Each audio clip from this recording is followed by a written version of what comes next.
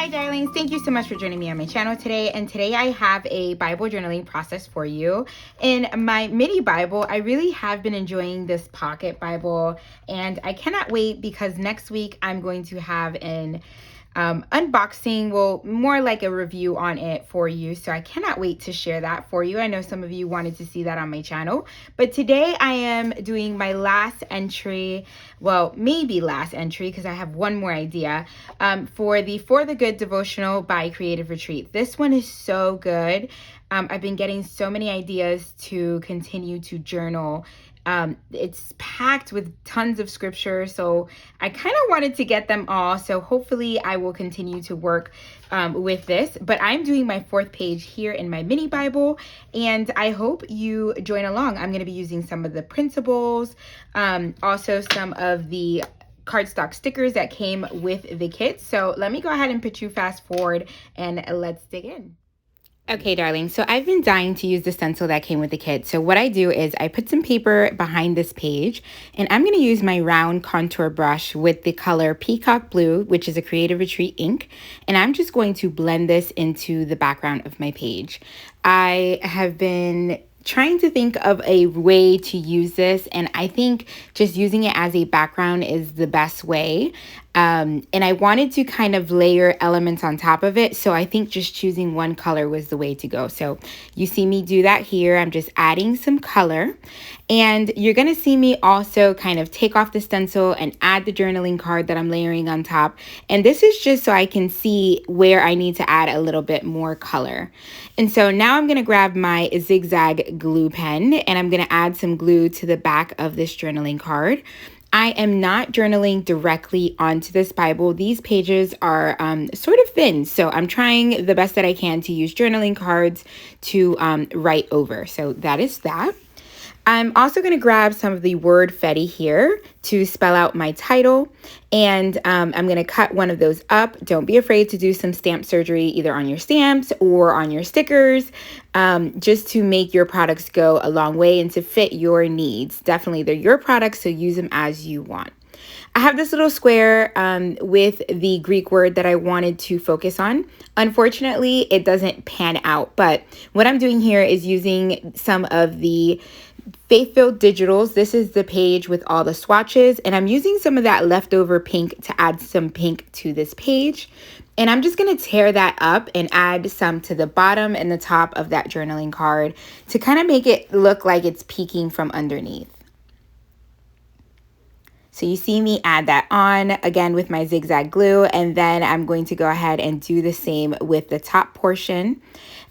Don't be afraid to tear up your Faith-Filled Digitals. You can print these on any medium. I usually do it on copy paper, and if I need to back that up with cardstock, I do. But it's a great way to add color to your page. And then here, I'm going to lay down my title. My title is going to read, His Perfect Plan for the Good. And here I'm talking about God's perfect plan. And Julie lets us know here in the devotional that many generations after the story of Joseph, we see that God gives his one and only son in order to work things out for the greatest good. And that's something that I think we need to have present, that God's ultimate plan for our lives and for every one of the lives coming together is for the greatest good. So everything that happens to us may seem like it's unnecessary, but it is, because he's working all these little pieces into this huge plan.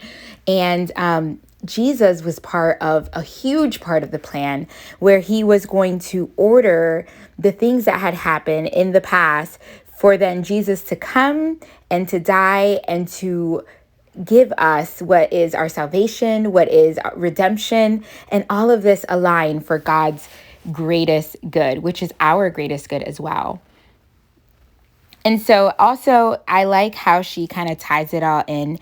And she says that a nation intended to harm him, speaking about Jesus, but God intended to use what had been done for his redemptive purposes and our ultimate good.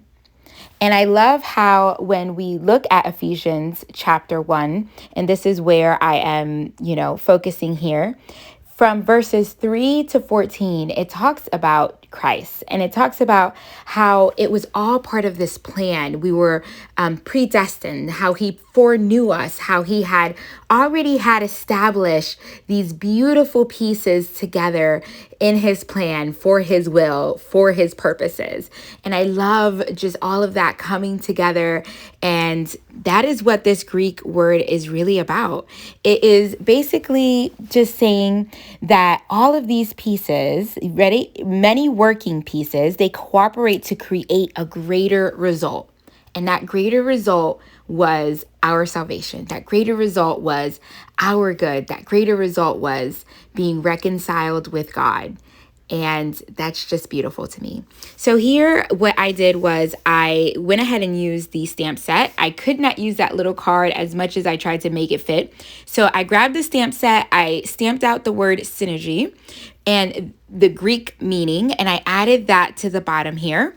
And then I also used a Faber-Castell pen in the color, I believe it's turquoise, and I filled in those letters. I love that alpha. I'm gonna link that below as well if you haven't picked it up. I knew that it had been sold out, but I think it's back in stock, and it's such a fun alpha. So here I'm also adding a label at the bottom of my page and the date that I did the study here in Ephesians chapter 1. And then I'm going to add one of the hearts from the cardstock stickers and outline that so it pops off my page. So I also wanted to add a tab to the side of here. So I thought about maybe using this circle as a tab, but it was a bit busy. So I went ahead and created my own tab off camera. And here you see me also add the words greater purpose, because I think that was really important to add on and to have here. So I use those word fetties. And then I'm going to use the word love, just signifying Christ. And then I'm going to add this tab that I made to the side of my page. And that's just going to nestle in right there. I still wanted to use this circle because I love that it says for his purpose. So I'm going to go ahead and cut off a piece of that and add that to the left-hand side, and that wraps it up. That is it, darlings, and it was a super quick page, but I love how it turned out. Here is a closer look at that. I think I forgot to tell you guys that I did highlight and underline the portion of scripture that I was focusing on that Julie gave us as a recommendation for this devotional.